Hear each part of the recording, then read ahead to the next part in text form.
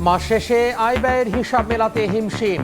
বাজেটে মূল্যস্ফীতির চাপ থেকে মুক্তি চান নির্দিষ্ট আয়ের মানুষ।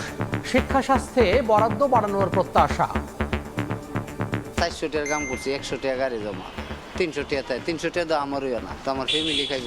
আয়ের সাথে ব্যয়ের হিসাব তো আমাদের মেলে না। সরকারের এই স্কিল শেখার এদিকে বেশি নজর দেওয়া দরকার। সঠিক ওষুধ পাচ্ছে না, চিকিৎসা পাচ্ছে না। কর জিনিসটা স্কেল অনুযায়ী কমানোর দরকার আছে। নতুন বাজেটে 13 অগ্রাধিকার, সমতা ভিত্তিক উন্নয়নই লক্ষ্য। মেগা প্রকল্পের নামে হবে না দুর্নীতি, প্রতিশ্রুতি অর্থ উপদেষ্টার।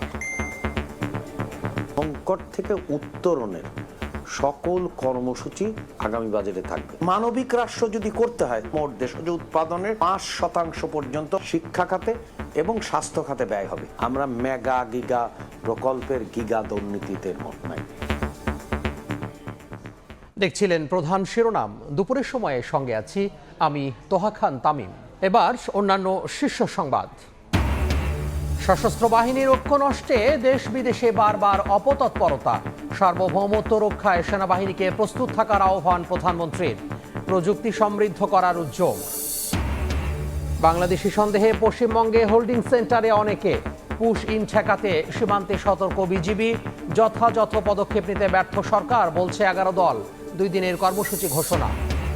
6 নবজাতকের মৃত্যু নিয়ে 8 দিন হাসপাতালের জবাব পুরোপুরি অস্পষ্ট। সন্তুষ্ট নয় সরকার, জানালেন স্বাস্থ্যমন্ত্রী। শিগগিরই ব্যবস্থা নেওয়ার সিদ্ধান্ত।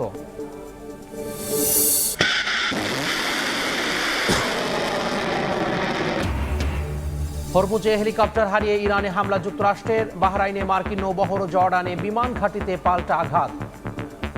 বিদেশি বাহিনীকে সরে যেতে সতর্কবার্তা। এবং মাঠে নেমে মেসির গোল। আইসল্যান্ডকে বড় ব্যবধানে হারলো আর্জেন্টিনা।